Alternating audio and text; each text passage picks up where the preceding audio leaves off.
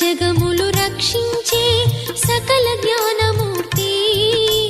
ఎవరింట తాను కొలువుండునో కలుగును వారికి కీర్తి. సకల సంపదల మూలము సుమనోహరి లక్ష్మి. శ్రీ చక్రవాసిని మాత శ్రీ విష్ణు ధర్మ పత్ని. తనని నమ్మిన భక్తులకు దరిద్రమును బాపు. కొలిచెడి వనితల కొంగులలో బంగారము నింపు. అష్టలక్ష్ముల రూపున అవతారం దాల్చినది.